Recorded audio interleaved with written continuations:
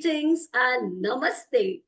Dobre doide, dobro dan, dobro utro, good morning, hello, good afternoon, and a tempestuous evening to all the global phenomenal speakers, leaders, and global educators to this great Macedonian Association, those are Srixa International. And when I said the word Macedonian Association, today we all are here to talk about one very important topic. But before that, I would love to tell you a few things. And my few things are more. And that says some people can't be cured, but they can be healed. And life doesn't mean to wait for the storm to pass. Rather, we should be dreaming. Let's dance in rain. Let's face the problems. Let's love the nature. Be in the lap of nature. Be natural. Be natural from your heart, mind, and soul. And that's what we are going to discuss about holistic health, wellness, and well-being. As we all know, holistic health, your mind, your physical, your mental, your emotional, your social, your cultural, your spiritual. And all these things, ladies and gentlemen, are all connected with your soul, with your happiness, with your health. And that's what we are going to take a deep dive. And once again, I'm your host, Dr. Supriya Kumar Velan from India.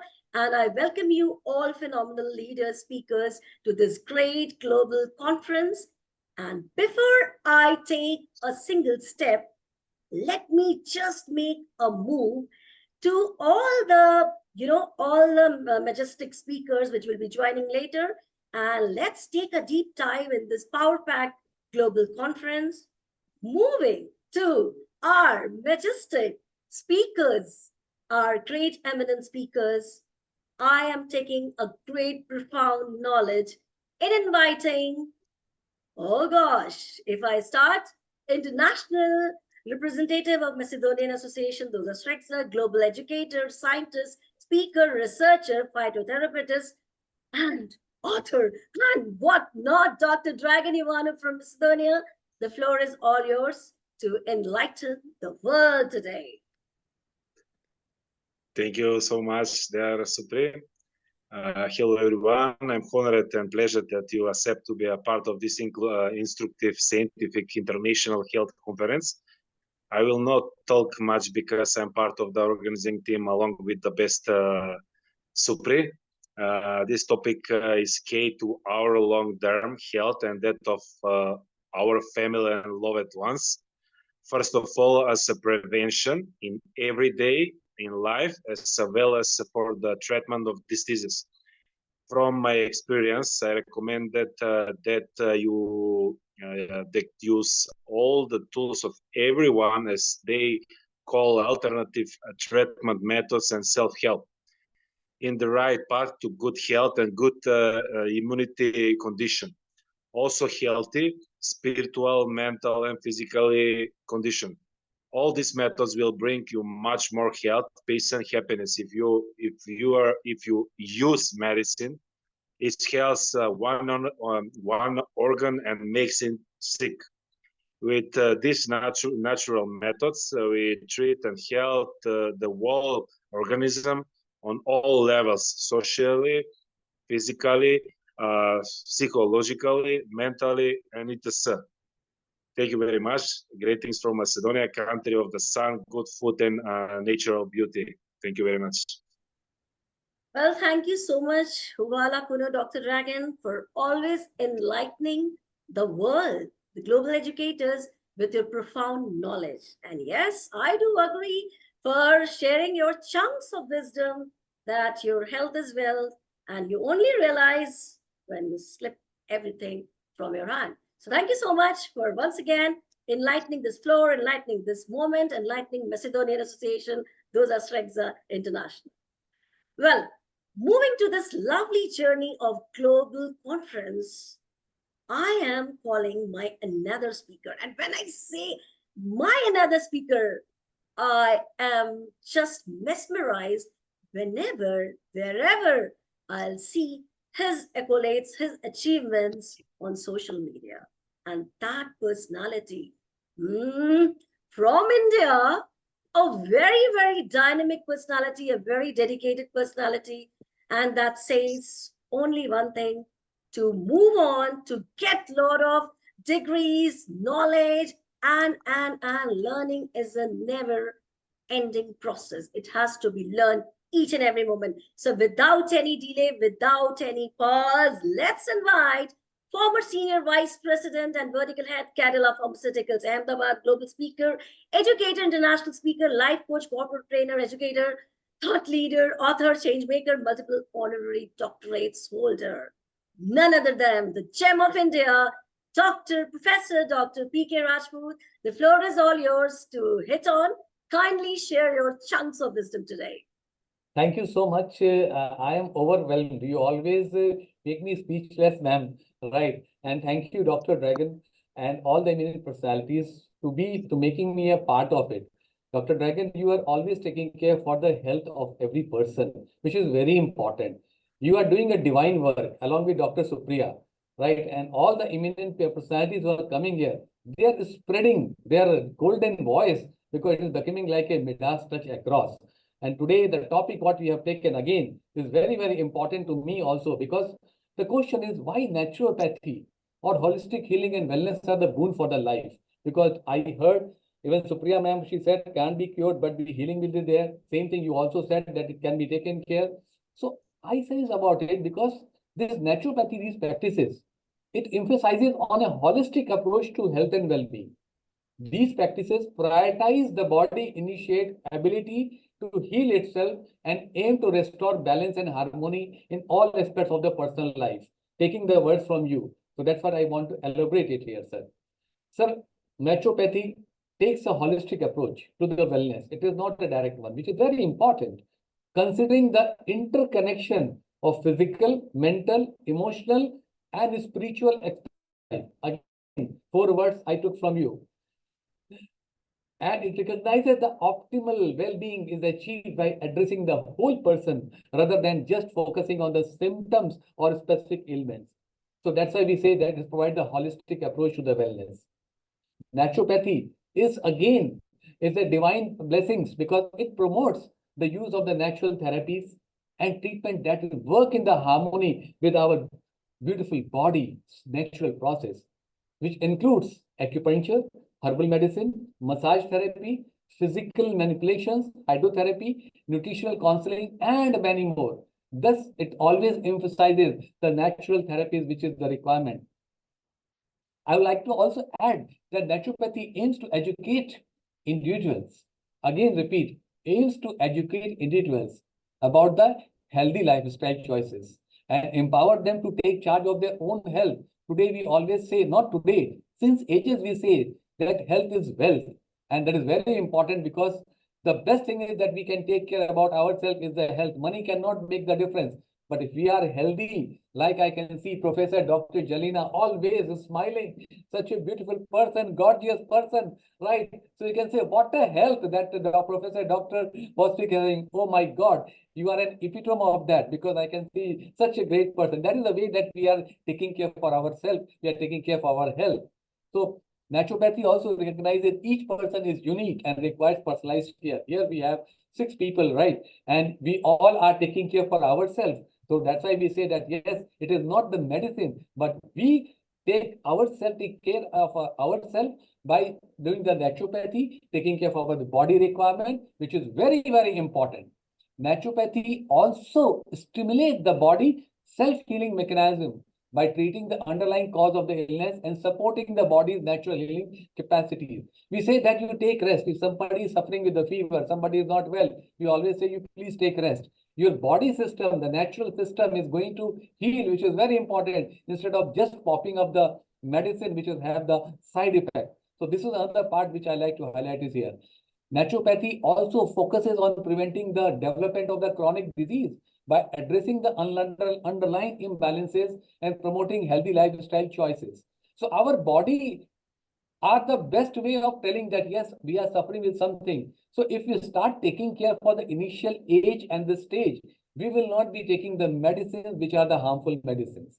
So this way, we'll be able to take care of the body in a much better way, and we can have a beautiful and happy life.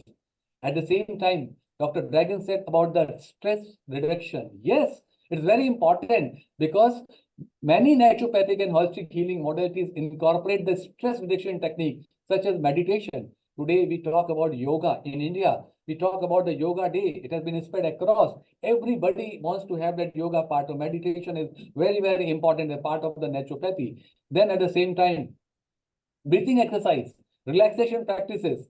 These techniques can help the individuals managing the stress and will have the mindfulness, F-U-L, not F-U-double-L. So remember, we always say, let us remember naturopathy, the holistic healing and wellness practices are a complementary approach to healthcare and should be used in the collaboration with the qualified healthcare professional while taking care for your health, which is very important because ultimately health is wealth. And God has given us so many things, medicinal plants, natural way that we can take care for our wonderful, beautiful body. And till the last breath, we all will be smiling when we leave this beautiful world, and we can give the example thing that yes, God has given, we have utilized it, and this is the way we have left the entire beautiful world. Thank you so much once again, so Dr. Supriya ma'am, for inviting me. Thank you all my co-members, speakers here for listening to me. And once again, my gratitude to Dr. Dragon, who always invite me. I feel very happy and I'm ready to listen to all the eminent personalities from across the world. Thank you, gracious and gratitude. Wow, this was Dr. P.K. Rajput, really mind-blowing. And yeah, we all agree to your point. Even I reciprocate the same. Your health is wealth, no matter how rich you are, no matter how successful person you are. But once your health is gone out of your way, out of your path, you will run. Oh my gosh. Oh, how come I am deteriorated? My good days, God, please give me back. I am going to be a very disciplined person. And that time is too late, ladies and gentlemen. So be holistic, be naturopathic, and be the follower of what Dr. Rajput has said and what Dr. Dragon has said. So wonderful speech. Thank you so much for enlightening the show today. You set on the fire, and I believe people would love to take a lot of chunks of wisdom from you, Dr. P.K. Rajput. This is fabulous.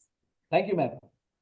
Well, ladies and gentlemen, moving to a lovely global conference, power-packed, knowledgeable, impeccable by Macedonian Association, those are Sregza. Now, from India, we are going to land in the United States. And when I say United States, the power within, cultivating holistic resilience for true well-being. Owner and CEO of MariSmith.com, international award-winning author, motivational speaker, coach trainer, and a very, very humble person, none other than Mari Smith. So Mari, please set the fire, and everybody's waiting to listen to you. Good morning, good afternoon, good evening, whatever time of day it is. I am so honored to be here. Thank you, Supriya, for the invitation. Thank you, all of the esteemed guests here. And I hope I can add or contribute a little of drop of the medicine that I've had for, I've just turned 65, but for 60 years, I didn't realize I had resilience. And I want to share that with the world because why? We need to keep our mind, our body, and our soul in tune.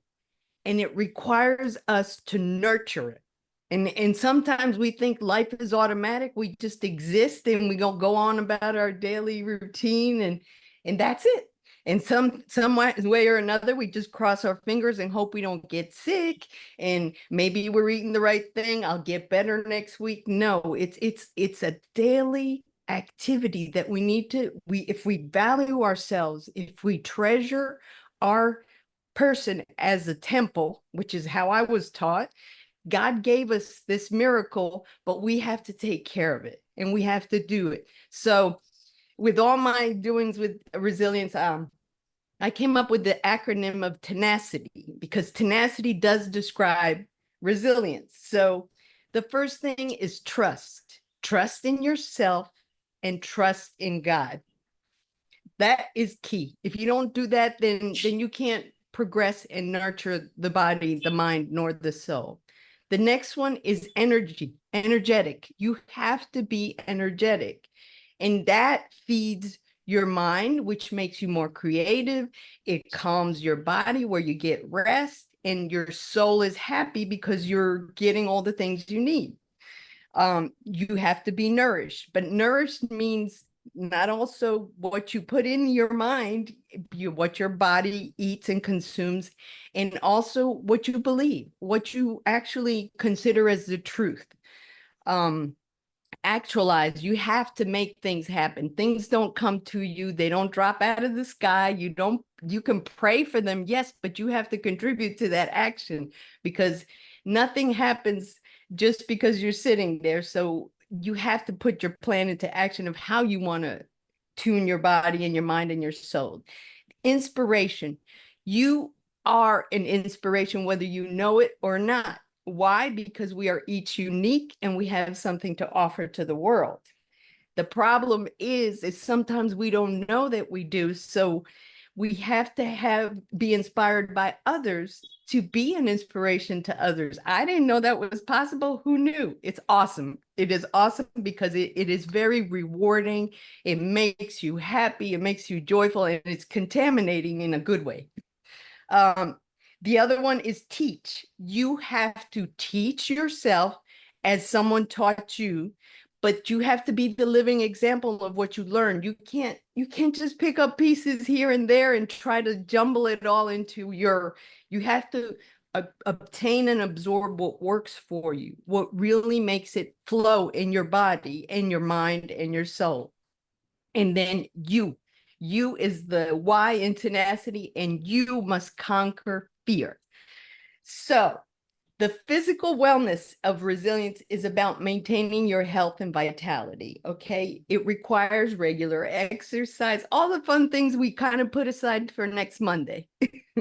We have exercise, a balanced diet, and adequate sleep. Sleep is almost key, and sometimes we think we're a robot and we're all right as long as we close our eyes. No, we need the REM sleep. We need the deep sleep, and it makes a huge difference in our demeanor, in our mood, in our environment, how we affect our family, our loved ones, everything. Another thing is the emotional wellness. If you don't know how to digest and confront all the emotions you live, you start building a big blinder around your brain. You have no clarity. You can't think concisely and clearly to make decisions. And the mental wellness, that's when you start absorbing all these things, all this information. The internet is wonderful. It's got tons of resources. However, you have to have discernment. You have to know what is actual truth, what is actually going to work for you, what is actually the lifestyle that you're adopting. Social wellness, we are not an island. We do not exist by ourselves. We cannot do anything alone. We didn't get here by ourselves, and we're not going to leave by ourselves. So we have to be in tune with what's going on around us in society. We have to have heart.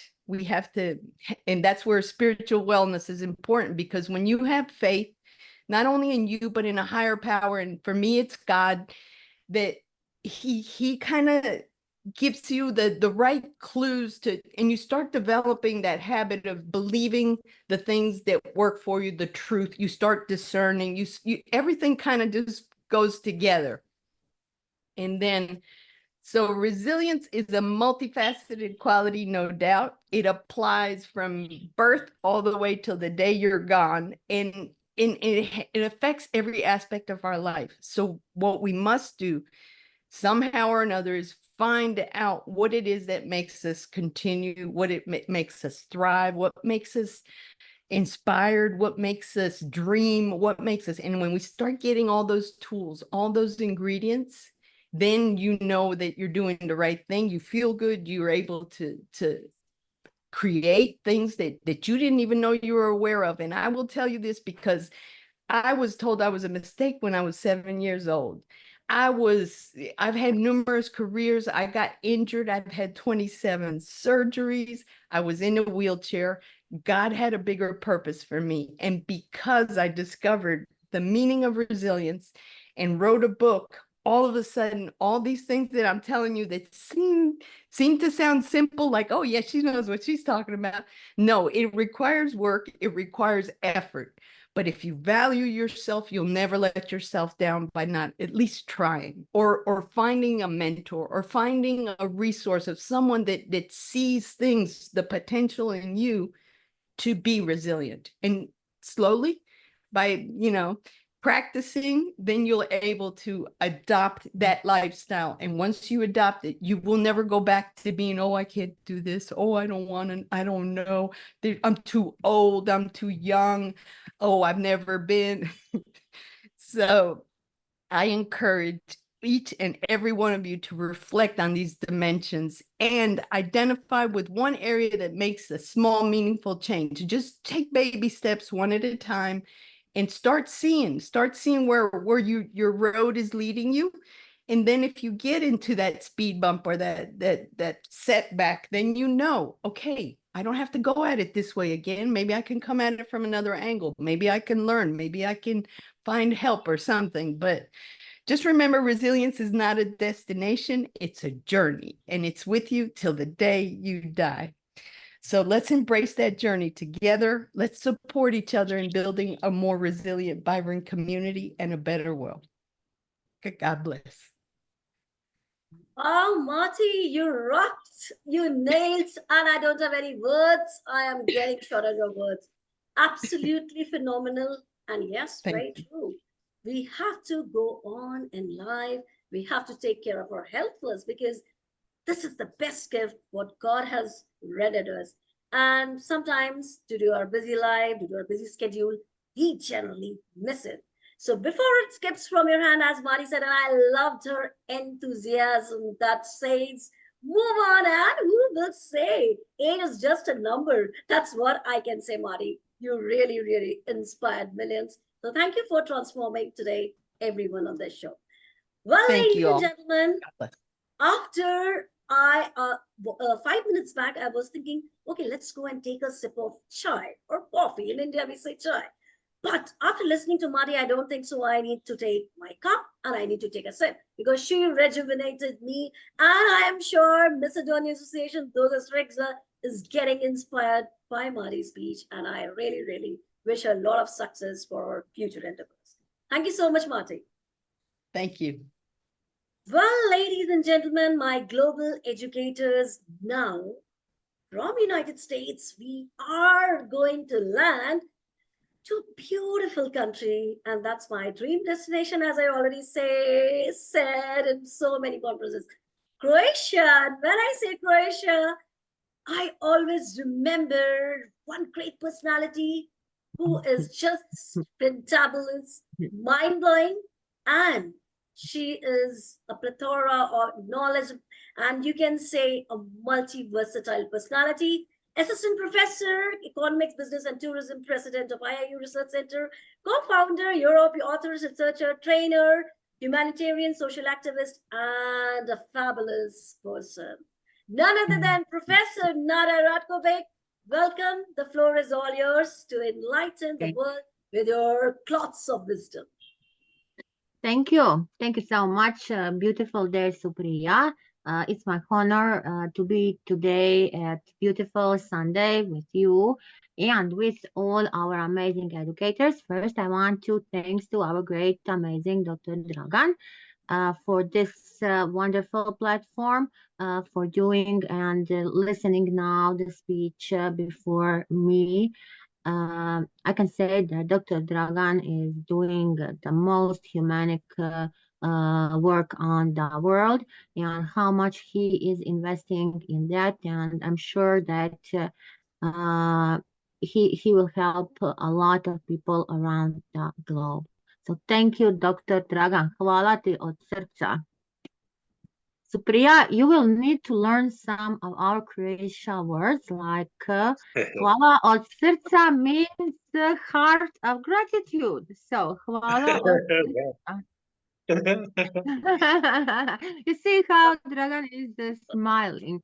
Okay, okay. I listen this and really, when we are thinking about this, our health is our wealth, so that is for us most important. What what is the meaning of awards or money or anything if we don't have the health? Like example, Professor Nada also is going through one period. You know, the life changes in 1 second.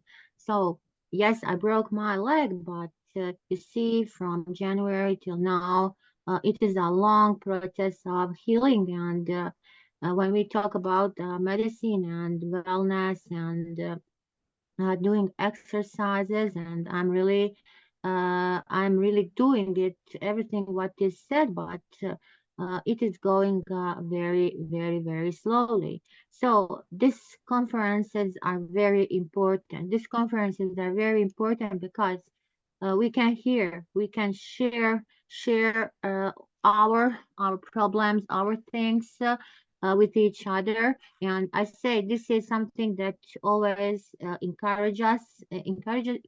is encouraging us and giving us the strength. So I am for this naturopathic medicine.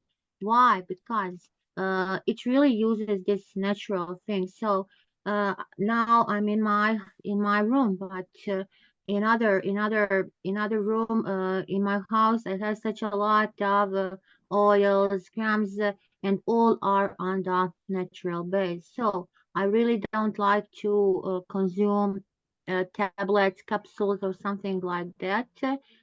Even I have the pain, so always trying to find something what is natural.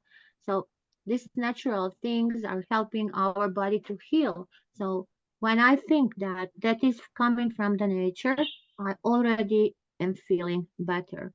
So all the therapies, all the things, all the massage, I'm really for the massage, for acupuncture, for the exercises.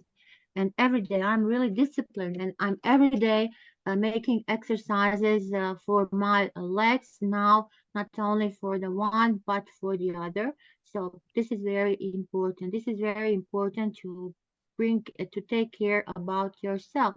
We always think that our work or something other is more important.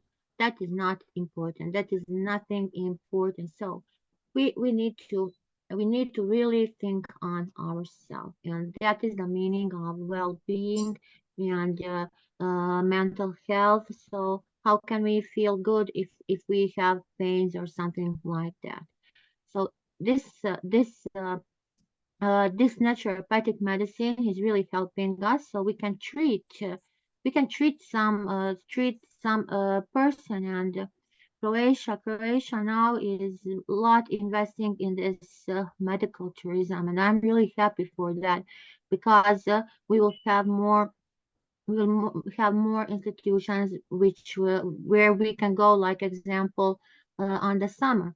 Now we have only one, and it is really hard to get it, because you can have a therapy and also you can go on the sea, because that is the only one that is behind the sea. So I think that we need to have more this type of institutions than the modern hotel. The hotel can be built also in a rural part, because the tourists today more love to come on the village and not live in the city, because it is changed. So all this luxury hotels, apartments on the sea need to be rechanged for this. That is something I think that will be more better.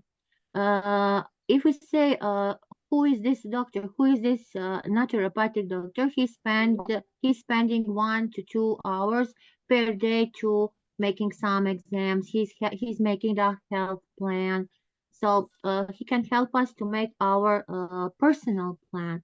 So personal plan can involve our meals, our daily meals. So if we have a problem with the health, then it can also help us. And we know that many sicknesses, illnesses are coming from if we have a higher health. So this naturopathic medicine is focusing on the education and prevention. So doctor can give us a diet. Doctor can give us a diet, exercise, or some things. Also exercise for the stress management. So this is a complementary medicine. So homeopathy, herbal medicine, acupuncture, all these treatments are for us more important. So we know that I can say that all problems are really coming from the pharmaceutic industry. Everything starts in this world, all the sicknesses. So everything starts with the pharmacy industry. So there is nobody who can say that it is not a true. There's such a man. I watch all the Zytags. In every Zytags, you see how COVID comes also on the same way. So we have this naturopathic physicians, we have traditional naturopathics. So I'm for this traditional. So they are making practitioners.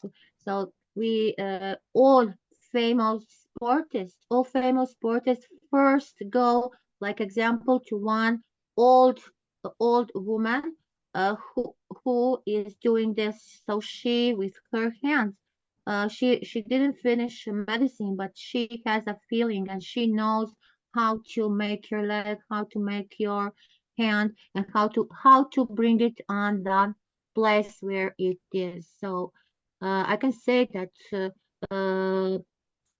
today such a lot of people turn on this way. So will this work? Can this naturopathic medicine work for many health issues? Some of them are included. So we know for the allergies, for the headaches, for the fertility issues, for our digestive problems. So if we have problems with our hormones, the hormonal imbalances, so a lot of illnesses can be controlled with this. So we need all to try this. We need to try this. We need to try this for our health and supplements. If we talk about the vitamins and herbal, we can also consume more eco fruits, more eco vegetables, also in many plants we have a lot of these supplements because Dr. Dragan knows the best how he is making his natural medicine. Then we can have the diet, the detox diet. So there are some days that we really need to clean clean our body. So uh, only drinking water because uh, we are living a stressful life, so our body is full of the toxins. So we need to move, we need to cut this. And also from the foods and from this fasting it is coming. So there are some periods when we need to move some. So like example, it is not good to eat meat every day. Also it is better to consume the fish. So we need to really make these plans because it is the most important thing what we are consuming. So even we will, like example, for 2 or 3 days only drink the teas because we have such a lot of plants, such a lot of great teas which can help us for make our body clear, and clearing body is really important. So I always say that. And now like I'm at home. So when you are at home, you can control it more. But when we are working, I can say whole day, then it is hard. So then in that time, we always use something. For us is important only to eat something. So this this is a good option for people who really wants to find this relief, who has some chronic illnesses through that traditional medicine. So there are cases then when we really need to use conventional and naturopathic medicine to treat an illness, but naturopathic remedies can help us to ease the side effects of the chemotherapy. So we know we have our conferences also on this topic, and the remedies of naturopathic can help us to side effects of chemotherapy. So let us remember to tell if we have these situations to remember our doctor about any naturopathic treatments, so we can use that. I have an amazing doctor, so before I ask, she always say, Nada, maybe we can rechange this with that. So I'm happy that around us still we have the doctors who are thinking on this, who are giving the suggestions to and the options to use that. So these naturopathic doctors always are welcome. And I will say again at the end, I'm really proud on Dr. Dragan. I'm really proud on the way how what he's doing and how much he's investing in this, because this is the best way. How can we feel good even physically and psychically, also psihički i fizički. Dragan će me razumjeti. So, Professor Nada can talk till tomorrow. I will stop here. And I will again say thank you. I wish to all a beautiful summer. We have very high temperatures, so also these climate changes are stressing us and bringing us headaches, bringing us such a lot of I can say new illnesses. So we need to go to the nature and let us be more in the nature than here sitting by our laptop, computer, or other these things. Thank you. Wonderful, Professor Nada, and you really touched my line. In fact, everybody's heart you touched by saying life is unpredictable. Life can change at any moment of your time, and at any moment you can see amazingly what life is. Life can give you a lot of surprises. Life can give you a lot of shocks, and that shocks can be worst when you lose your health. So before you lose your health, please, ladies and gentlemen, and my global audience, please take care of your health by naturopathy. And God has gifted us a beautiful life. Why to waste? Why to deteriorate our life, our health? So let's take care of our life, our health, and most importantly, your mental health is very, very important, as most of the our visionary leaders have said. Professor Dr. Rajput, Marty, and so many other people. Dr. Dragan has said your mental stability, your happiness matters a lot. When you're happy from inside, you can see the glow on your face, and you need not to fret. And when we see you, Supriya, you always motivated us because you have always a beautiful smile, and so always smile, because Professor Nara was working Camilla. When I see your beautiful face, your beautiful smile, I already feel great. Well, ladies and gentlemen, I want to disclose some magic. I mean, something on this global conference. Sometimes even I feel so upset, so knee down, what to do in life. Oh my God, life is just, pissing me. But then I think, what is that life which will not give you challenges? And behind every challenge, there is a hidden golden opportunity. And life can either break you or make you. It's all in your hand. And when you smile, ladies and gentlemen, when you smile, what happens actually? Sometimes whenever you are sad, try this. when you are sad, smile. When you will smile, dose of happiness, dopamine, oxytocin, serotonin, and of course, a lot of happy hormones will liberate in your body, and you will feel, wow, why was I just stressing myself with such, petty issue? And you will feel great, relax. Trust me, this is my therapy. You can say, smile and take on your journey on and on. So thank you so much, Professor Nada, for enlightening us. Thank you. Let's smile. And with this smile, there is a word coming into my mind, that is sound therapies. And when I use the word sound therapies, from India, a versatile, a multi-talented person whom I adore a lot, and I'm a fan of her sound therapies. Founder of Divine Soul Sound Institute of Sound Therapies and Spiritual Sciences, author, TEDx speaker, motivational speaker, trainer, life coach, sound and spiritual scientist. I should use the word. Dr. Sujata Singhi, the floor is all yours. Kindly enlighten the world with your clots of wisdom and your knowledge. Thank you. Namaste to all of you from India. So it's good morning, good afternoon, maybe even moving towards night. But however, the best part of the day, as we are going to talk about health, about wellness, and what better than naturopathy. Have you ever seen animals going to a doctor by themselves? They know what they need to be doing and they get all fine. That's exactly with humans. We are born with that intellect to understand what is it we need, which is naturally available. And if we consume that, we can gain back our health.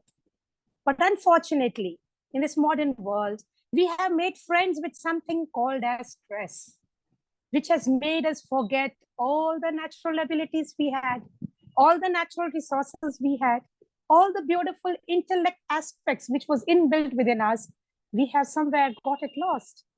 And that is exactly why we need to have such conferences, these wonderful conferences wherein we talk about naturopathy, holistic health and wellness. I'm a scientist, basically a scientist who works in the fields of oncology, who works in the field of cardiology, who works in the field of mental health and wellness. So I've got many research papers also published globally. I'm a keynote speaker to the various cardiological conferences across the world and had more than 110 research scientists with me to be a part of the whole aspect of bringing about good health globally. So when we are talking about this aspect, it's time to go back to our roots. All of you must have heard that generally the reports show that we have D3 deficiency. I would say we have D4 deficiency, the vitamin D4 deficiency. Now this D4, it's not in the medical term though, D3 is a medical term, but I would like to use the word D4 because it stands for your dedication, for your devotion, for your determination and your discipline towards your good health. Health is ultimate wealth. I would not say is wealth, it's the ultimate wealth. Imagine you're in a beautiful, one of the best cars of the world, but you can't move around because you can't sit straight. So where does it take you? The question is, life is to create experiences because we don't take our wealth with us when we go to the ultimate house, the ultimate home. We don't take anything with us except the experiences that we have collected throughout this journey from the womb to the tomb. And to have a good health, it's very, very important to know that the first culprit is the mental health. 93% of the human physical problems, it's as per the research which I was part of, 93% of the physical conditions that we see and we treat is due to the inability to handle the stress. And this inability to handle the stress is overlapped by suppression given by the psychiatrist. All the medications given to suppress these conditions is given by the psychiatrist because even they are not able to bring about a solution in a holistic way to bring down calmness in the person who is having an anxiety or a panic attack. Now, when such conditions comes in, it is of utmost importance to understand what is the root cause of this particular condition. The whole of the pharma company, because I also work closely with them, the whole of the pharma, or I could say industry, is working towards bringing out something which would bring about holistic health. But unfortunately, chemicals cannot bring holistic health. It is only this vitamin D4 which can bring in holistic health. With the focus is straight on the health, which is the mental, physical, social, spiritual, emotional, and finally, your overall well-being, which will lead to your health. Now, wellness by itself is not a separate bracket. Health is not a separate bracket. These are two interlinked aspects. And these interlinked aspects can bring about a sustainable holistic health. We don't want a holistic health that till you've gone to a retreat, you're feeling fine and you come back home and you are not able to handle your stress and you go back to ground zero. We want something which is sustainable. Now, in the retreats which I conduct globally, the first aspect is they need to be able to follow all those trainings, all those aspects which are taught for a minimum of 3 months. And then we take a record of how they are performing, how is their productivity. This also includes for all the corporates, not just for the people who are coming one-on-one or coming as open professionals, but it is also for corporates, because that is where we know where the productivity is going, how the absenteeism rates are, and how they are able to cope in the social environment of the corporate. Because holistic health is caring for all the aspects which provides you physical, mental, spiritual, and social needs. Wellness is linked to holistic health, and these stands on the 8 pillars. These 8 pillars are of utmost importance. First of them is the physical health. Second is the mental. Third, the social, then the emotional. And then we come to the intellectual health, vocational health, financial health, and the environmental health. If all these aspects, all these 8 pillars are in place, then we can say that the foundation is strong. And also these come into 5 dimensions. Now, these 5 dimensions again are connected to the health and wellness and holistic well-being, which is sustainable. We do not want something which is treatable, which is something which can be practiced for a day or two. We need something which can be sustained lifelong for a person. Something which creates a motivation from within the person and becomes something which leads an example for others to follow. We don't want a motivation which is external and it just weans off with the challenges which life faces. With this, I would like to bring about the very important aspect of naturopathy. It stands on the 3 pillars, which is called as the constitution of the human body. The first is the vata, next is the pitta, and third is the kapha. Now, if we do not know what is the constitution of our body, how can we expect to have good health? Imagine a person who is very angry is given a diet which is acidic, it will aggravate that person's anger. And then we are unable to figure out what is this imbalance and why the person is not going back to a condition of stability.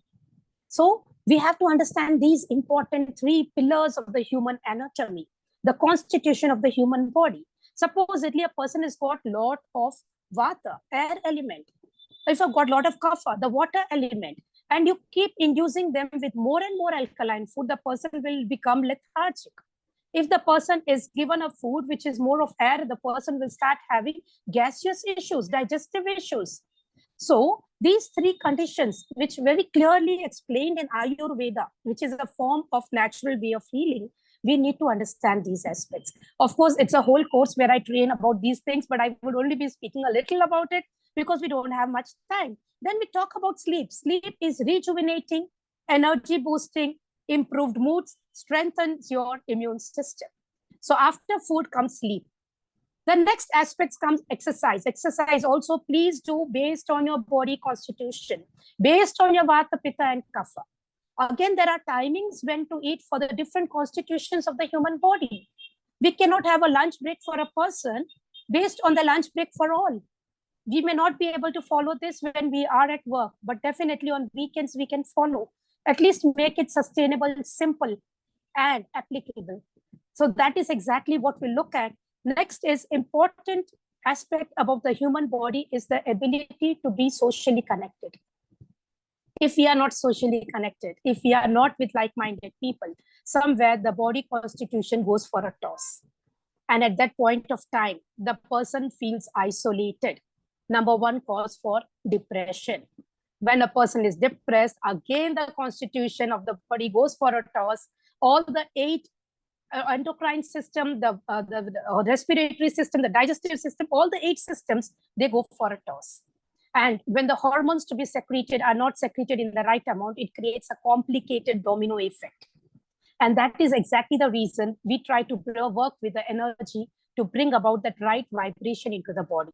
So it is not just with sound when I'm talking about, because I do a lot of research on the human anatomy, a lot of research with diseases. Sound is one of the modes to see that the right life constitution, the right mindset constitution, the right financial constitution comes into a person's mind so that they feel safe, secured, healthy, and happy. Another important aspect for us, all of us to understand, is to be mindful and meditate on a regular basis. If we are mindful, we get clarity of our thoughts, we get a clarity of our purpose in life, and then we are able to take the right decisions. The roadways becomes the highway. We are able to reach our goals, and when we are able to be productive, it enhances our self-esteem. And this leads to good health, not just at the mental level, but at the emotional level as well. And moving ahead, we will also, I like to show the different aspects which can be covered in this, is that you have to listen to know your body, because nobody knows your body except you, not even your doctors. You will know when you are hungry, you will know when you are full, you will know when you're angry before the other person even knows about it. So be very mindful and be in the present. If we are in the present, neither will we worry about the future nor have regrets of the past. So overall health is in our hands. It is simple, it is exercisable, it is sustainable, and most important thing, we are as humans having the power of choice. So let's all together make this choice today to bring about good health to ourselves and share this to the world, radiate it to the world, so that each one of us lives to the happiness of life and leaves all the desires fulfilled rather than carrying it forward to maybe or may not, I don't know, the next birth.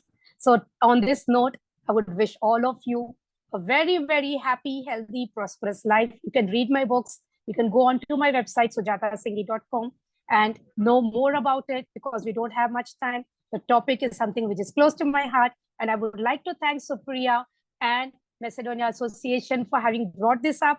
And thank you once again to all the wonderful speakers and giving me this opportunity to share what I had to bring out to today. Thank you so much, and namaste once again. Dr. Sujata, you made me speechless. What should I speak? But thank you so much from the bottom core of my heart, because you have told so many great things, so many small things, which even we all were unaware. Like you said about Vat, Pitta, Kapha, it was really great. And when we are angry, what should we eat and how the acidic influence will deteriorate or make your body. And also about the constitution of body, which is really, really very important to know before you take any medicine or before you take any food. So thank you so much for enlightening this wonderful conference by your great, in-depth, profound, and very fantastic, very great knowledge. So thank you so much. We would love to have you again for this great enlightened conference in our future. Thank you so much. And a wonderful namaste to you too. Thank you so much. Dr. Supriya, I just want to leave. I just was Sure. waiting to listen Dr. Sujata, and I want to say my gratitude to Professor Nada and my friend Michelle, right? Because I have met everybody. Hi, namaste, Michelle, Professor Nada, namaste.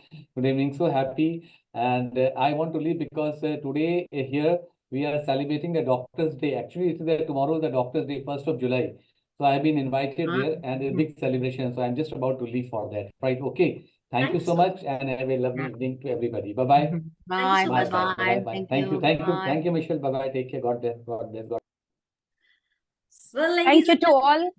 yeah, sure, Sujata. Supriya, I'm so sorry. I'm so Yeah, sorry. no But worries. tomorrow is one of my important research paper on cancer, which Sound as Medicine is going to be published. Means it's gone for the approval. So after 9 years of hard work, it's finally come up. So I have another meeting coming up. That's the reason I was telling you I need to be moving. So it was really wonderful being with all of you. And I look forward to hearing all of you. Of course, I will go to the live and see, because I don't want to miss any of your talks. And thank you so much. I need to be leaving now. So please grant me permission. Thank you so much, Dr. Sujata. And I wish you all the best for your great day. God bless you with a lot of success and happiness. Thank you so much. Thank you. Bye-bye. All the best. Bye-bye. Well, ladies and gentlemen, moving to this beautiful, knowledgeable, power-packed global conference by Macedonian Association, those are strict, and now we are moving to our another amazing speaker. And straight away, I am coming to the CEO of Intuitive Wellbeing Institute, international award-winning public speaker, author of the Healthy Lifestyle Journey Journal, and co-author of 5 international selling books, self-empowerment, self-care specialist, ordained minister, integrative nutritional health coach, none other than Reverend Jocelyn Ferre-Pere. Welcome, Rosalind, and just mind-blowing, Jocelyn, create your magic on this platform. Oh, thank you so much, Dr. Supriya. And I want to thank the association, Macedonia Association, and all the other speakers who went before me. What brilliance here. And I get so excited hearing all those amazing topics, the research. I don't want to get too emotional on it, but thank you so much. Goethe once said, it is so pleasant to explore nature and oneself at the same time, doing violence neither to her nor to one's own spirit, but bringing forth the balance in gentle, integrative ways. And this is what I see all of us doing, exploring. And today, what I wanted to focus a little bit on is the art of timing in self-care. I remember years ago, my great-grandmother, her story was ebbed in nature. She used all the things that some of us are just learning about. And at the time, my mom was not too much in support of it. So I gleaned a wee bit from her as she used nature. Her focus was on the moon, the lunar cycles, and how to do stuff. And so during one of my rock bottom moments, I always had this relationship with the moon and the lunar cycle, but during one of my rock bottom moments, a lot of the things that she shared with me, and as I walk and explore nature, I learned and I begin to see things. And of course, in my research, I found out that the lunar cycle is such an amazing way for us as we explore holistic well-being, holistic health. And one of the things I found out and I keep doing is following the one speaker I'm looking at talk about sustainability, and I talk about it's such a wonderful thing to use the lunar cycle because it's one way of providing sustainability. It's another way for busy folks to track their health and so on. So I'm just gonna quickly share some of the things that I do and I encourage people within my practice. And I've saw, my great-grandma do that. The new moon, one of the things she did was to fast. And we now know that, intermittent fasting, all type of fasting is excellent in terms of both preventative and healing. And the body capacity to detox itself is at its highest at the new moon. And so having an idea of that will certainly help us to carry out a practice in a much more sustainable way and more efficient way. Then in terms of the new moon, one of the things I do and encourage folks to do is to, if you want to do and you have it, it's the best time to do that, to set your intentions and to go for it with the new moon. So these are a couple of things. In terms of the waxing moon, we're talking about first quarter and so on. The moon, when it is waxing, it's less favorable for operations or surgery and so on.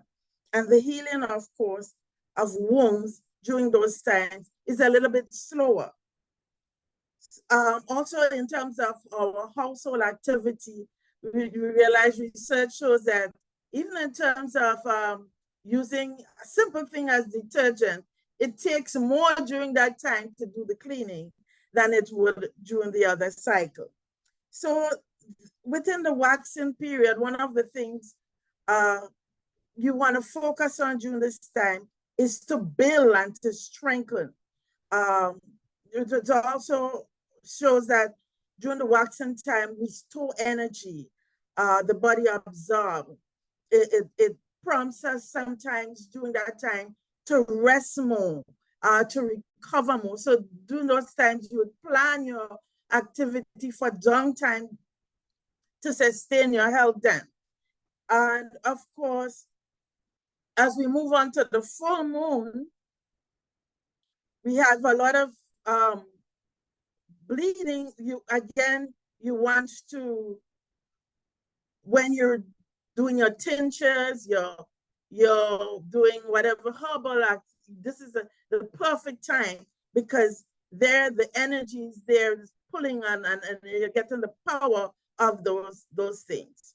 And of course, during surgery time, again, you want to lower that amount because of the pull on the fluid, it will be much more it will be flowing much heavier.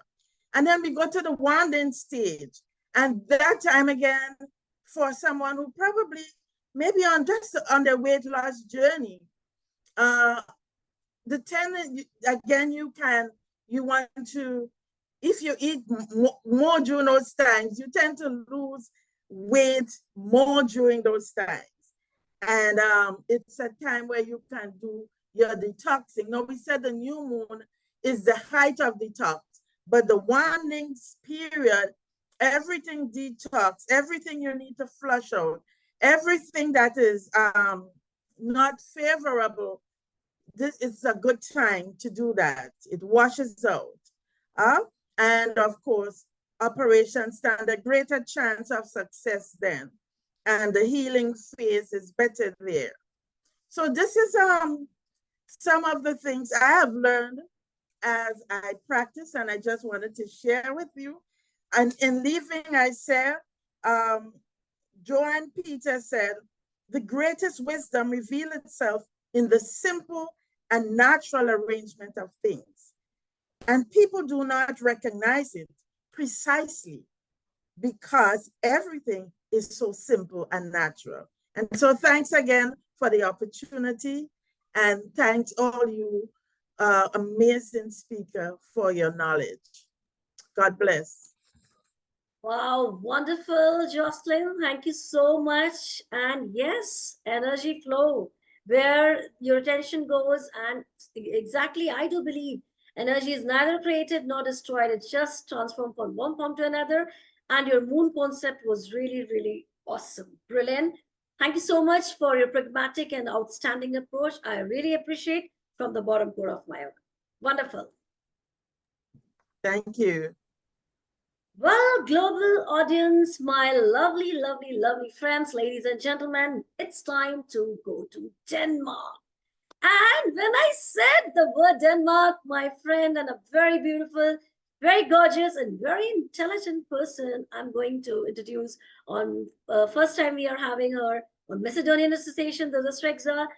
She is a globally renowned inspirational speaker, perspective coach, leadership coach, and an award-winning love researcher, author, none other than Michelle Quinn. Welcome, Michelle, to our show, and it's been a great privilege to listen to you. Blind, just set the stage on fire with your knowledge.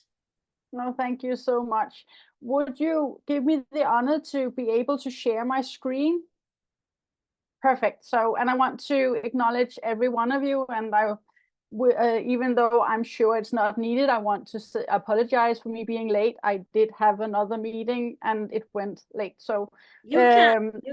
I will go in and see all your speeches afterwards, for this is the most important topic, and it is really dear and near to my heart. Now let's see if I can share my screen. I can.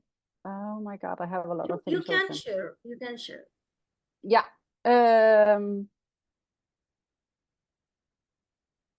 Oh, just a moment, because it's not on here. I am so sorry for this. I was prepared. I have made you the host. You can easily share. It's because my PowerPoint wasn't there when I just need to. Take your time. No worries. Take Okay. time. So this is what happens sometimes, isn't it?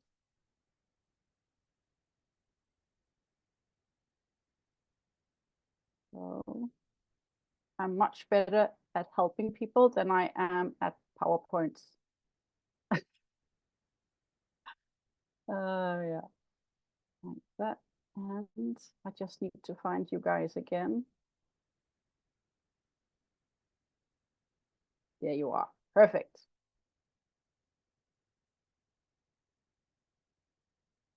And this is live, right? So now you have me messing up live. Oh, and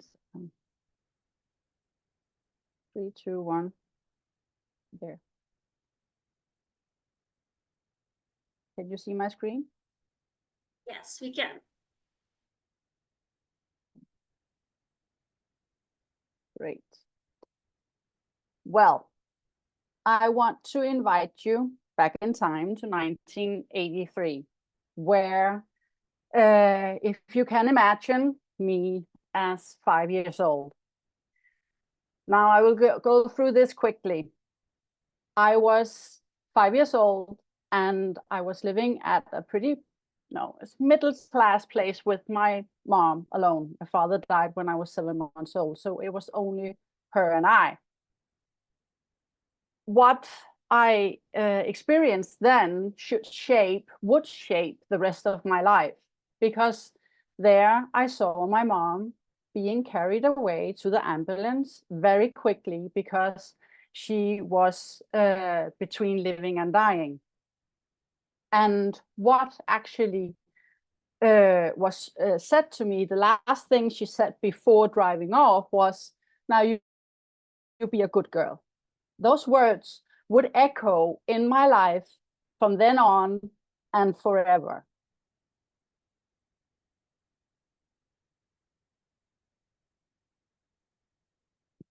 Why? Oh, sorry. Why fill your ocean with self-love and self-respect? From a science perspective, from science to practice, a personal perspective. And again, hi, I am Michelle Quick, and the next 10 minutes I will lead you through why it is so important to speak positive words to others and yourself. This is my approach to the holistic way of living. I do really think that it is important to go all around, and I am really focusing another part of my life also on the supplementing with vitamins and so on, but this will be the inside job that I focus on today. Now, I will guide you through, first of all, research. There's a bunch of studies that talks about why it is important, and research where conclusions show the importance of self-talk. Now, I found these two really interesting also because one of them I really didn't like it, and that's the one from National Library of Medicine, because the conclusion wasn't anything that I normally would have shared, because I like things to really go my way. I want to get my way. I don't know if anyone here likes that, you know, but the conclusion was that positive thoughts actually have a positive effects, wouldn't you know? But that negative self-talk actually increases motivation and attention. Now, I must also go with that thought, because when I, for example, I don't know about you, but if I have a thought that I need to do something better, that it's not good enough, that's actually a negative thought, isn't it? So that makes me actually achieve more, but it can tip over and be, I'm never good enough. This isn't good enough. So that's the balance, isn't it? So that's one of the research actually done showing that negative and positive self-talk can actually give you a positive effect in the end. The other research that I found then actually talked about, and the conclusion was that positive self-talk boosts self-confidence and cognitive and decreases cognitive anxiety and improves performance actually in sports. So that's the science behind it. And you, of course, all of you know a lot about this already, or you can Google it, and there's research everywhere. So the research actually says that positive self-talk increases your performance, and also if you balance it correctly, the negative thoughts can motivate you to do even better. So both positive and negative thoughts. All right. I don't know. The thing is, when I was a child, my mom, she taught me a lot about plants and nature and everything. And she didn't have an education, would you know? She had 4 years of schooling, and she was actually, it wasn't 4 years in straight. She was taking in and out of school because of a pretty awful childhood. But a couple of years ago, I found this book, and I would recommend you read it. It shifted my perspective, like so many other books have. And The Hidden Message in Water, where Masaru Emoto, he actually proved by numerous years of research and study that words, music, natural sources had a powerful effect on water. Now, I heard some of you, because when I got in here, I actually heard a lot of you talk about water, and I do know that the moon have a positive effect on the body and its water also, doesn't it? I heard about the lunar and everything, and that's with the tides going up and down, and yeah, exactly. So now, how much more water do we have in our body?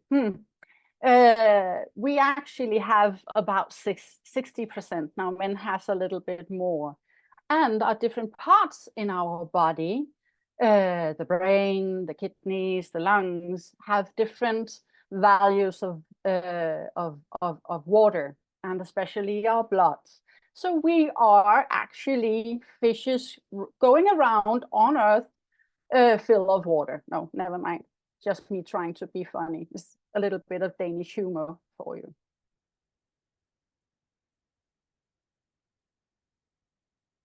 I took this, I want to show you is the effect that he actually found. This is from the book. Again, there are lots more pictures, and I want to go a little bit through them. The pictures that you see here are the negative thoughts. When, for example, when children said that you are beautiful a few times, yeah, the crystals were so-so. When they said it a lot of times to the other children, it actually became more beautiful. And when they ignored the person, or not the person, the water actually, the crystals were really distorted and all over the place. Now, if they really talked bad to the water, you fool, or in Japanese, English, or other languages, the water actually just didn't crystallize in any way.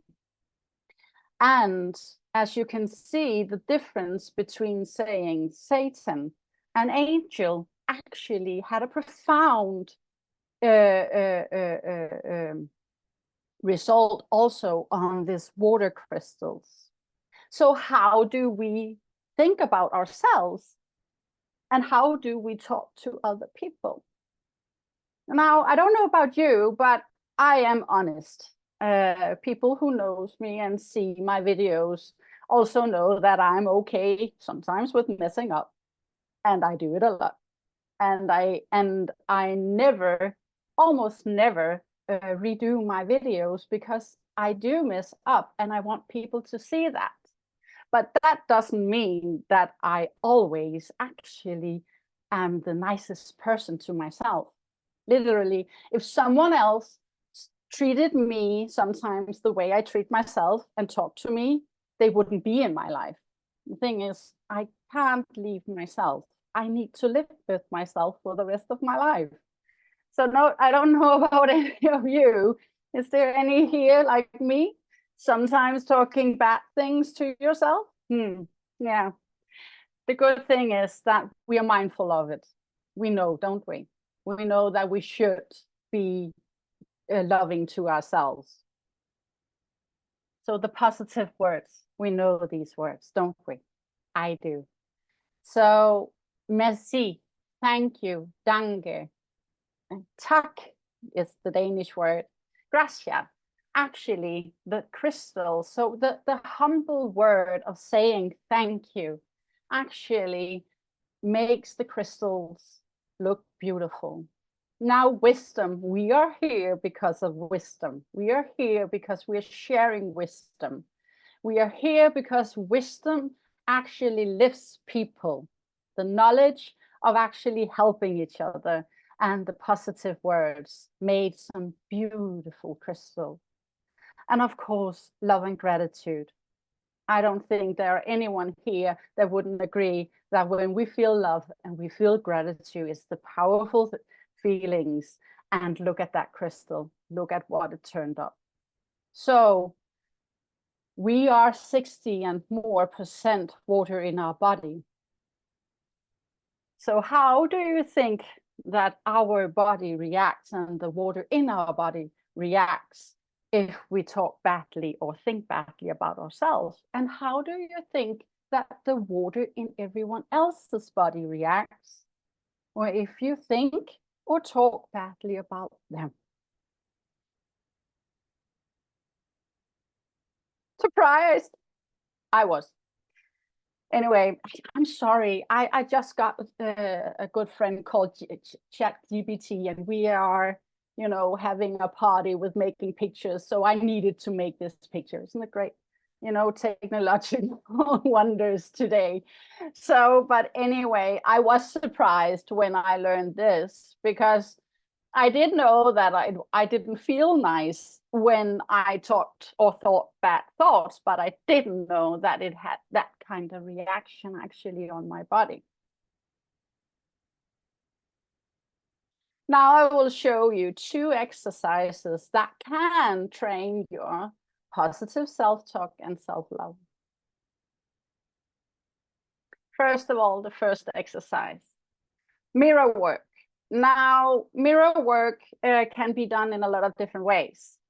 So, and it's not only for women. I know that we are a larger count of women here, so, but it's for women and men.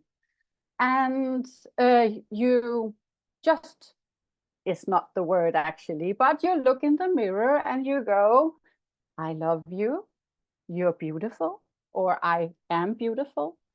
A way is also to look in the mirror and say, hey, you, I like you. And honestly, sometimes mirror work, going in front of the mirror, is just going, hey, I see you, but I'm not ready today. Bye. Or see you tomorrow. There are the days you just don't want to look yourself in the mirror and say, oh, I love you, because you don't feel it. And it's not about doing it or faking it until you make it. It's actually about feeling it and being there for yourself. That is where, and being okay with not being okay, by the way. Exercise 2, love your inner child. Oh, this is surprising. When I made this, actually, I was looking through pictures and I didn't get a reaction, but right now I can feel like I get a reaction. This is me, about 5 years old, actually at about the time where my mom was rushed away. I think it's a little bit before that, actually. I remember that dress with the white collar, and I remember that it was my favorite. And I remember being told that I needed to be a good girl. And I remember that I didn't have anyone else. So it was my mom's or our neighbor that took care of me. Now, in short, it's not going to be about this, but my neighbors, they weren't loving people. They were alcoholics and there was domestic violence. So a 5-year-old's trust and love were challenged. And my positive self-talk had to be, I'm a good girl. I'm a good girl. Because if I was a good girl, I hoped that the world would reflect the same. Now I think all of us here, we have some years on us. I'm 46. So we know that reality hits and life hits. So the important thing is how we feel inside. If chaos can come. Now, Brian Tracy, I love him. And he says that life is compounded of trouble, trouble, trouble, chaos, trouble, trouble, trouble, chaos, trouble, trouble. So at every point in your life, you're either in trouble or in chaos. You decide. So how you feel inside is your responsibility. It's your safe place. Loving your inner child is important. So how do you talk to yourself? Because your adult self, I think, maybe is a little bit too much hard on yourself. And if that's the fact, maybe find a picture of yourself, maybe in your head, from when you were a child. Find it, look at it. Every time you feel bad of something you did or done, try and look at that picture and say the same things to that child. Would you do that? Would you talk to your child the way that you talk to yourself right now sometimes? I wouldn't. I don't. I protect my inner child, and no one can ever hurt my inner child. So how do you talk to yourself? How do you talk to your friend, sister, and brother or mother? So that's the important thing, because how we talk to ourselves actually creates the beautiful crystal that we can share with other people. Fill your cup with love. Thank you.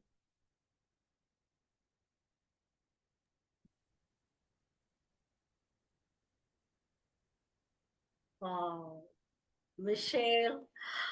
Oh God, thank you so very much for telling all these. I mean, your crystal, your PPT, PowerPoint. I am so amazed that, oh, this really exists. When we speak negative words, does these really happen? Because sometimes we speak negative words to ourselves. And your mirror therapy, and the most thing I really loved it about, don't lose your inner child, no matter whatever happened in your life. Don't lose your smile for anyone.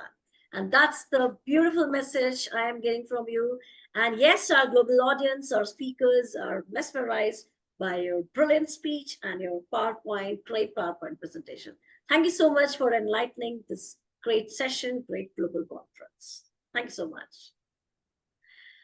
Well, ladies and gentlemen, let's move on, and still to listen, my great, another dynamic speaker from India, and she is a naturopathy physician, genetic brain profiling consultant, supportive oncologist, ozone and chelation therapy practitioner, research writer, and speaker, none other than Dr. Tamila Rasi. Dr. Tamila Rasi, we are waiting for you to listen, to enlighten everyone with your wisdom, knowledge, hunks and chunks of wisdom.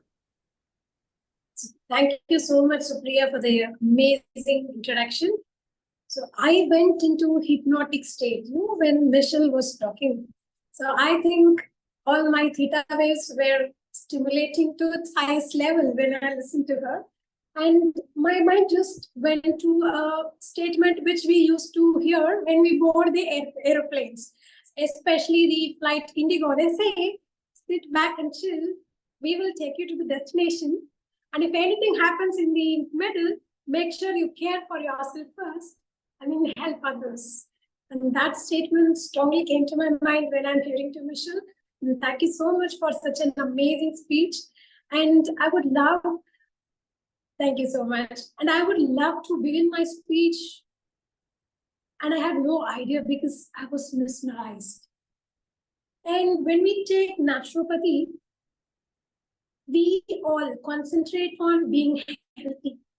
And I find it's only naturopathy which is concentrating on even the wellness of the healthy person. So we say nature cures, as outside as also within us. So we are made up of all the elements of nature. Starting from the air, earth, we are a combination of everything. And when we see the external feature, it is also made of the same 5 elements. We see Panch Mahabhutas. And we all here from the childhood, I was very, very, very bad at mugging up the statement as it is. And I put all my effort to mug up these 2 statements, which WHO gave us a definition for health. So WHO defines health as a state of complete well-being, physical, mental, social, and spiritual. And they also state that it is healthy means you have no disease. And the new definition states that disease is an inclusive of being healthy. Especially naturopathy states acute diseases like headache, and which is your body telling that, see, please leave me, I need to take some rest. You bothered me too much, give me some rest. And in few cases, we get fever. We say, which is very, very healthy. It is your body's natural way of cleansing out some microorganism or anything we took from the outside sources, which is not suiting the body. And it is very, very important to get disease in a small ratio, at least 6 months once, we say, at least a headache, or you should get fever, some pains, which is all human friendly. So they were like healing crisis, where it put your body from being healthy into being very well, into wellness. And the new definition says that health is when you're enthusiastic to work and enthusiastic to compassionate. And this word enthusiastic came from Greek word. En is inner. Theos is God. When you're inner God, your inner child, for who you are, the definition which we gave for who we are, when that inner self is ready to work every single day with enthusiasm, with the same enthusiasm we started the work on the day 1, and the inner God is ready to compassionate. And we say, there are different kind of motivation, and there is a kind of motivation, we say motivation out of love. And when we expand that love, it gets into a state of compassion. So when the inner God is ready to be healthy, ready to work, and ready to love people, it is a state of complete well-being, which naturopathy helps, and naturopathy teaches us how to do it.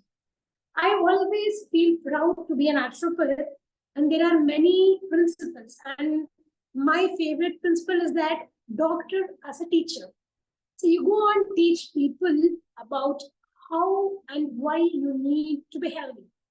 What are the ways you should protect your wellness? And that is when I heard this, I was like, really? Do I want to be a teacher? Even after becoming a doctor? After all these efforts, writing all these papers, am I a teacher? Why do I? And when I realized that it is always about giving proper education, it is always about helping people to find their whys. Why should I follow to be in nature? Why should I align myself to be with the nature? And all these whys will be rightly explained as per the naturopathic principle. And I had a patient, and she was like, she went to Google everything. She came to me. She was like, I had this, I had that. I am taking this medication. I had a fever. I took paracetamol. Temperature went down. Again, I took paracetamol because it went too down. And I was like, okay, let her finish her talking. And then I went to her asking the why questions. Okay, what made you to be unhealthy, sick, and all. And the starting point is the emotion she is holding of fear. In naturopathy, we concentrate on emotional well-being. So as per pulse diagnosis, we say every organ in the body, they are concerned with particular emotion. For example, the emotion of fear will be seen more with the people who are suffering with kidney and urinary bladder disease. So, for example, when we come across some person who's having some urinary infection or some kidney issues, you can directly go and ask them, okay, how may I help you to come out of the fear you're holding? They'll be like, really? How do you know? I'm holding this fear. And when there is some kind of issue with your liver, the emotion of anger will be there. You can see, people with the fatty livers and all, people, who are with the gallstone issues, with their digestion issue, they hold the emotion of anger. When we go near to them, they are like, hello, what? We say hi. We say, hi-yo. We say, hi, you're looking good. So what? What can I do for that? And that will be the emotion they will be giving to us. So we say, all these 5 elements, they are concerned with the kind of emotions.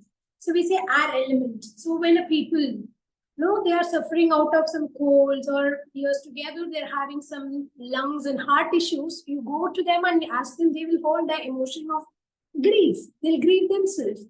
And there was also many researches which confirm that when a person is holding the emotion of grief for long years, years together, more than 5 years and 6 years, they get manifest into some kind of disorders, especially the disorders concerned with the organs. And I was like, how can I help all these people? And I thought initially when getting into medical school, I thought, oh, no problem. And someone come to me with the sugar, I give insulin, sugar goes down. I'll become the #1 doctor of my city. They'll become the healthiest person. I'll make more money. And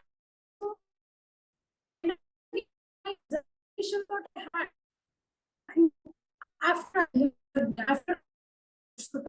know what naturopathy holds, and when I start to understand what it is, I realized that it is not only about their sugar levels, it is also the stress. And when there is a disease or disorder, we can see the person, initial state of the person will be sleeplessness, and they don't have the hunger, and they'll be very frustrated. They will be depressed some sort of time. And all these combined together, and that will be manifested to some disorders. I think we lost Dr. Tamil Rasi due to some technical glitches. And as we all know, technical glitches part of the virtual platform. She's back again, and I request Dr. Tamilarasi, can you please close your cam and then speak? It will be better bandwidth it will give you if you're here. Am I audible now? Yeah. Yeah, Supriya, you am are I audible audible? and you can speak. Yeah. So where I lost you? Yeah, we can hear you very well, and you can close the cam and continue the journey. So I'll just stop my video, just unmuted it. So yeah. So the thing is, I thought, becoming a naturopath in the initial stage of my college, I thought human body is a linear thing where I can directly give something, it get reliefs of everything it holds. And later on, I realized that no, we are non-linear human beings. We are non-linear. The body functions in a non-linear way. It's connected. No, it gets connected in such a way that our body has 5 to 6 trillion cells, which holds their hands together out of love. They jump and shake.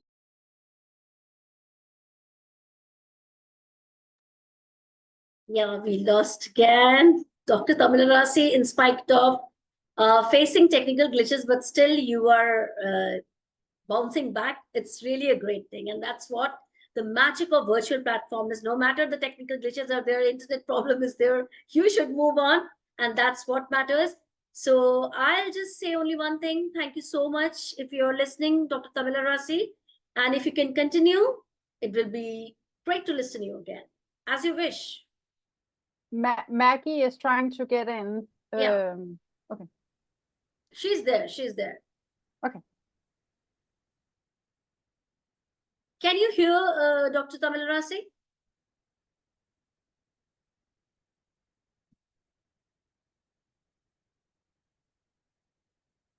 No, I can't hear her. So, all right. Dr. Tamilarasi, can you hear us?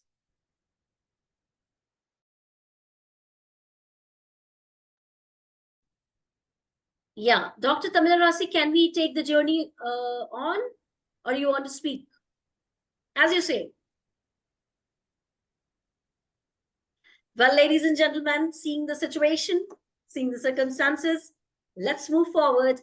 And I say only one thing to Dr. Tamilarasi, really great one, because she is doing best one, because I am in Chennai and she's in the same city and she is doing wonderful job in a laboratory. And I was just, mesmerized, and I was very great ardent fan of her genetic brain profiling research. So she'll be back again in few other global conferences in future. So let's give a big round of applause for Dr. Tamilarasi. Great going. And let's move to our global conference with so much of zest and zest and enthusiasm that should never ever get lowered on with any sort of glitches.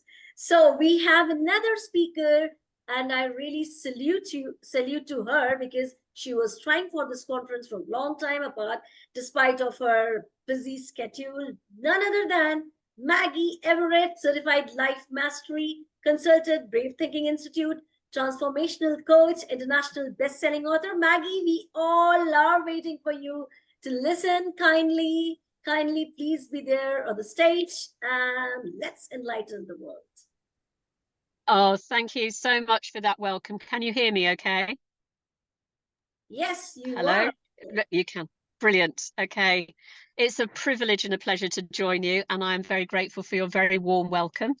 I'm currently sitting in my car, having just left a friend's 80th birthday party. So please bear with me while I get myself together. So when I was thinking about what particularly to bring for a few minutes to the conference, I found myself waking up literally a few days ago thinking about words. Words have power. And we all know that words have power, but sometimes I think to stop and to reflect upon the power that words have is more of a challenge than we often take for ourselves.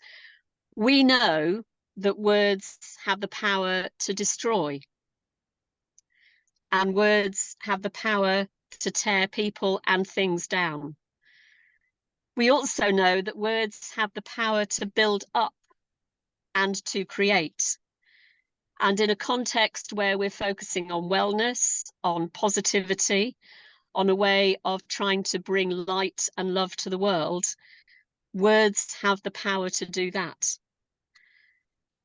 If we reflect on many cultures across the world, we know that in the Hindu tradition, that the sound Om is the sound that brings creation. We know that in the Judeo-Christian tradition, that in the beginning in the book of Genesis, it talks about God spoke and the world came into being. And for Christians, particularly when we look at the book of John in the New Testament, it says that in the beginning was the Word, and the Word was with God, and the Word was God. So for all of us, whatever our cultural background, our cultural tradition, words bring life. And I want just to focus for a few minutes on what we mean by words and how they kind of represent so much, but also upon the power that words, when we're speaking to ourselves and to others, can change lives. When we think about the power of words, the word in Greek is the word logos, which I mentioned earlier. And this word, when you look at the definition of it, talks about being about words, but also means the word container. And I find that really quite exciting, because when we think of the words that we bring, they bring breath with us. I remember teaching a class at school a long time ago about the idea of the word, and I tried to get them to think about speaking without using any breath. And of course, that's impossible, isn't it? Because the very breath of who we are comes from our mouths as we speak. And I wonder what it is that we are speaking today. Are we speaking words of life to ourselves and to others? Or are we continually in that loop of self-talk that tears us down, and as a consequence has an impact on others, because we are not fully who we are because of what we're saying to ourselves, and we cannot fully be what others need us maybe to be because of the talk that we're speaking to ourselves. But when we think about words, words are merely symbols in a way for the thoughts that we are thinking. Because if our self-talk is negative, if our self-talk is limiting, it depicts our underlying beliefs about ourselves. So the two key things that I want to leave you with today, I would love you to reflect upon your self-talk and to see just what it is that you are saying to yourself on a daily, hourly, moment by moment basis. If you're anything like me, and I hope that in lots of ways you might not be, as well as you might be, there are ways in which I catch myself every so often tearing myself down. Things like, I've used a phrase with a few people recently, or you're a bit of a muppet. And a muppet is a kind of a fun, affectionate way of saying, well, that was a little bit silly, wasn't it? But then I've noticed that when I say that to myself, actually what I'm saying beneath that is a lot stronger. And so when I use my awareness to be aware of what I'm saying, it's really important to understand that we can notice what we're noticing. One of the greatest tools that my mentor, Mary Morrissey in the Brave Thinking Institute actually has trained me and others in, is notice what you're noticing. Where is your power of awareness when it comes to yourself? when it comes to the words that you use, particularly when you're talking to yourself. And one of the things that I have found really powerful over the few years in which I have been learning to deepen my self-awareness is that when I notice what I'm saying to myself, I can reframe it, I can interrupt it, and I can reframe it. And in order to do that, I have to notice what I'm saying, first of all. I have to be aware of where that comes from within me. What is it that I'm really thinking about myself when I say that, you know, that was just really stupid, or don't be so silly, which seems quite light. But from where I have come from, it is quite light compared to the destructive thinking, the destructive words I used to use about myself. And if I'm using words that tear myself down, when I speak, when I'm under pressure, what is it I say to others? My awareness of my speaking to myself, my self-talk, is really key to helping me to be aware of how I might be coming across to other people. And in what I do, I serve both as a life coach. I also serve as a chaplain in 2 institutions, 2 educational contexts within the UK. And I'm very aware of the language that I use, and increasingly becoming increasingly mindful of the language that I use to others. But when I'm focusing on that, I'm also noticing what my gut reaction, what my instincts are in terms of my language. If words are mainly symbols of the thoughts that we think, what is it we really think about ourselves? Because we can't really help other people to change if we are not willing to do that work ourselves. We can talk the talk, but are we walking the walk? And that is a huge challenge. I cannot sit here or speak to you lightly about this if it wasn't something that I, with any integrity, am not doing myself. So please understand that about me. I am mindful of the language that I use increasingly as I speak to myself, because if words are merely symbols, as I said, then they represent what I truly think of myself. Before they come out of our mouth, they're formed in our thinking. And many of us may well have come across the work of Dr. Joe Dispenza, whose work in neuroscience is incredibly fascinating. And there are others I know around the world engaged in similar contexts. And if we're serious about bringing wholeness, wellness, healing, that work has to begin within us. So as we reflect and embody our thinking and our underlying beliefs, they are what we become. Within the world, we talk about the law of attraction. And it took me a long time to fully understand that it is not what I think that I become. It is who I am that I become, and that I attract more of that to me.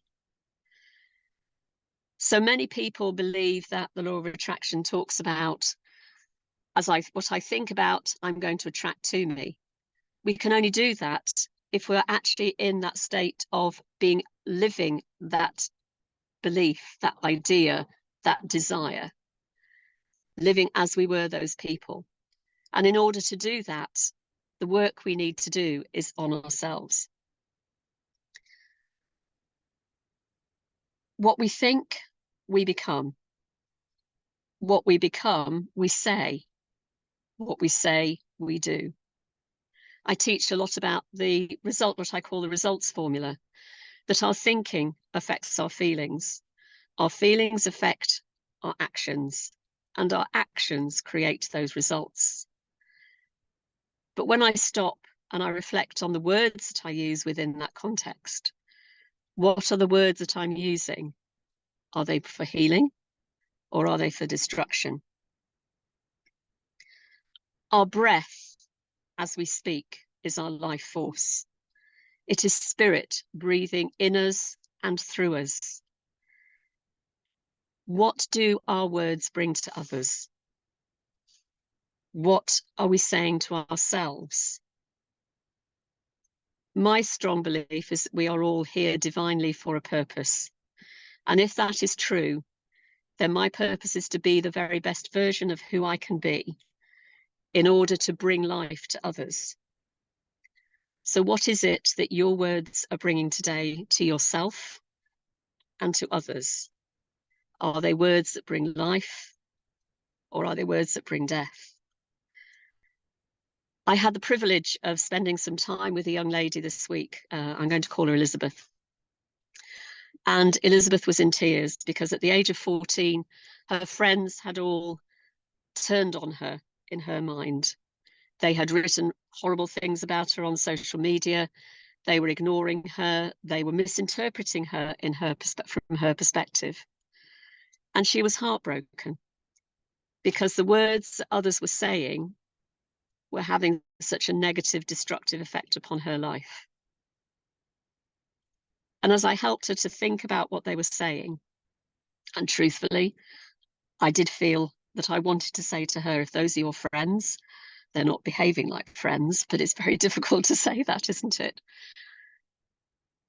When I helped her to reflect on what was being said, I wanted her too to reflect on what she was saying to herself, because her personal self-esteem and self-image are so low that she was accepting that those could be true. And there are so many in our world who have such a poor opinion of themselves because of the circumstances, the situations, the conditions in which they find themselves, that they have been brought up into, that they have fallen into, that the decisions they've made maybe haven't been the best decisions they could have made. There are so many who live in the devastation of not truly understanding that they are loved, that they are valued, and that they have a purpose in life to bring something that no one else can bring. If, as we know, we are unique individuals, we all have something unique to bring to this world. And we can only do so if we are aware of the words that we use, both to ourselves and to others. So my hope and my desire for all of us is that moving forwards from today, we might all bring life rather than death. We might all bring hope rather than despair. We might all bring joy rather than pain through the words that we use. Thank you.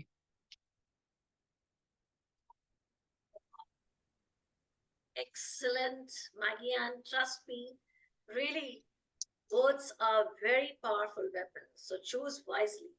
You can break somebody's heart or you can make somebody's heart. So it's totally dependent on your words. And words really creates magic that we all know. So thank you so much for creating the magic of words. And trust me, your words really created a magical, miraculous ambience for everybody. So thank you so much, Maggie, for coming. And besides being a busy schedule for you on Sunday, I understand. But thank you so much from the bottom of my heart. It's my pleasure and my privilege. Thank you so much for the opportunity. Well, global friends, global audience, it's time to move on. And as I said, this is going to be, and this is going, and this will be a wonderful conference. Now we have last but not the least speaker, I should say. And this is the time to move to Serbia. Academician Professor Jana Boskovic, without taking any single pause, let's welcome Director, Miano Institute, Belgrade, academician, professor, global educator, speaker, and a very, very, very, very humble woman. Professor Yelena, the floor is all yours. Kindly take the lead. Hello. Good morning, good afternoon, and good evening. Dear ladies and gentlemen, eminent science, university professors, representative of international organization, guests of honor. I have a special thanks for the invitation to be guest speaker, Global Conference 2024 by Macedonian Doză Secraia International Macedonia, topic Naturopathy, Holistic Healing, Wellness, and point for life. Special thanks, Academician Dragan Jovanov, my wonderful speaker is interesting woman, Dr. Supriya Kurmawalan and Julia Srivastava Malik. I have a medicinal from tradition to science. My monography with my PhD student former. He's university professor and science is very, very interesting monography for student and science. My topic today, medical property of lavender essential oil for the brain, effect of an epilepsy, depression, anxiety, and migraine. Lavender belonging on the Lamiaceae family and has several species. The most common species are used for the commercial extraction essential oil or Lavandula augustifolia, Lavandula latifolia, Lavandula stoches, and Lavandula intermedia. Essential oil to have many medicinal properties and are used as part of alternative medicine in medicine, cosmetics, and aromatherapy. Lavender essential oil has anxiolytic, anti-inflammatory, anti-captive, antioxidant, and antimicrobiological effects. Much scientific studies indicate the lavender essential oil has a positive effects. Many studies indicate the effect of lavender of several neurological disorders, including epilepsy, depression, anxiety, migraine, and Alzheimer's diseases was investigated. It is necessary to continue research on lavender essential oil in the field of medicine in order to increase the contribution to clinical practice. Lavender belongs in the family Lamiaceae. Most commonly used species lavender include Lavender augustifolia, Latifolia intermedia are used the commercial interaction of essential oil. Essential oil to have many medical properties and are used as part of alternative medicine in medicine, cosmetics, and aromatherapy. Essential oil received alternative to rate risk pharmaceutical agent. Lavender essential oil is now a rich medical property like anxiolytic. Herbal medicine has long been used to cure neurological diseases, neurological disorder are diseases of the central and peripheral nervous system. This disorder affect hundreds of millions of people in our world. More than 15 million people suffer from epilepsy. Global is epidemic, epilepsy, depression, anxiety, etc. Material and methods in our lecture is study. The literature was search, use scientific search engine and database, Google Scholarship, Science Direct, Scopus, and Public Medicine paper published 2024. Neurological disease affect the nervous system including the brain, spinal cord, cranial nerves, nerve rods, autonomous nervous systems, neuromusculature, junction, and muscle. Herbal medicine has long been used to cure these diseases. One of these plants is lavender, which is composed of various compounds: alcohol, ketone, polyphenol, coumarins, cinnamon, and flavonoids. Lavender and their essential oil in alternative medicine for several countries. Essential oil are abound and volatile compound from plant parts like leaves, seeds, and flower through different methods such of distillation. Lavender is very interesting for alternative medicine.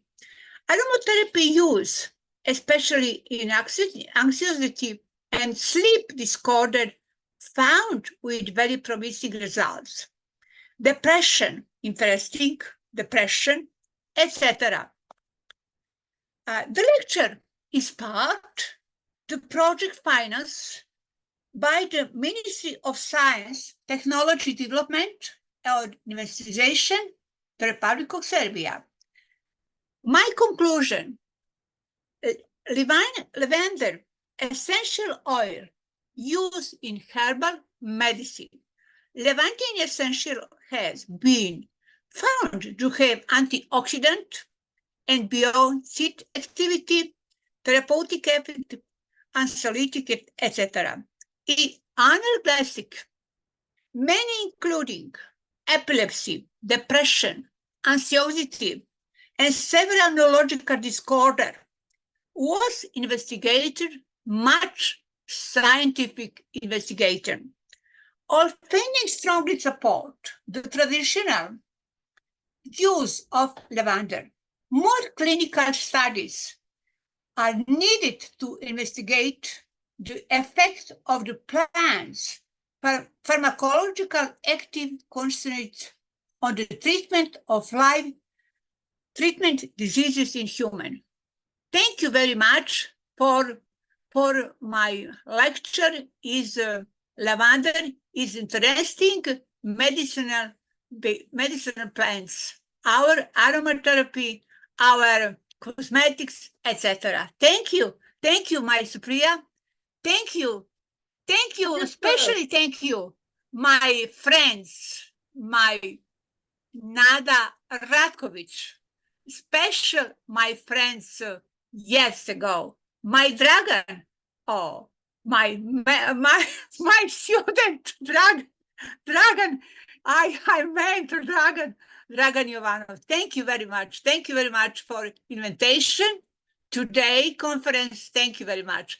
I'm happy with you. It's very interesting group, university professor, scientist, and person. Thank you. Special women is medical plants. Thank you. Wow, this is so wonderful, Professor Elena. And yes, you have rendered us a very good knowledge about aromatic oils, essential oils, what is really meaning of aromatherapy. So thank you so much for enlightening this global conference with your great pragmatic approach and outstanding, brilliant knowledge. Thank you so much. Well, ladies and gentlemen, my thank you. Yeah. Thank you very much, my dear South Supriya. My dear. Thank you so much. And it's our pleasure. Well, ladies and gentlemen, as we all know that spring comes from the end of winter, sprouts come from the end of harvest, comes from the end of plans, sweeter ending to a new beginning. This is not just the ending. This is just the beginning of so many great, conferences, upcoming shows, and you will all be a part of it. So I'll be keep intimating you from time to time. So no worries for that. And thank you so much for your discipline, patience, and great profound knowledge making this conference a brilliant one, outstanding one. Thank you, all the global leaders, Dr. Dragon, and of course, our great, lovely speakers who has made this conference a brilliant one, a memorable one. Thank you so much. And we want to thanks to you, dear Supriya. You were amazing, amazing like always. Thank you.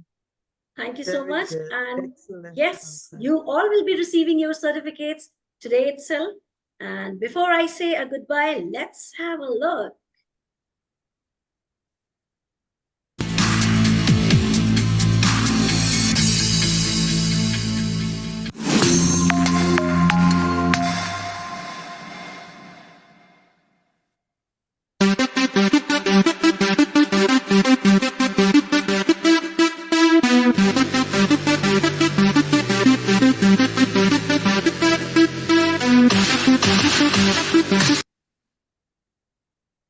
Thank you so much. A lovely good morning, good afternoon, or good evening to you, or good night to you, wherever you are. Love you all. Stay happy.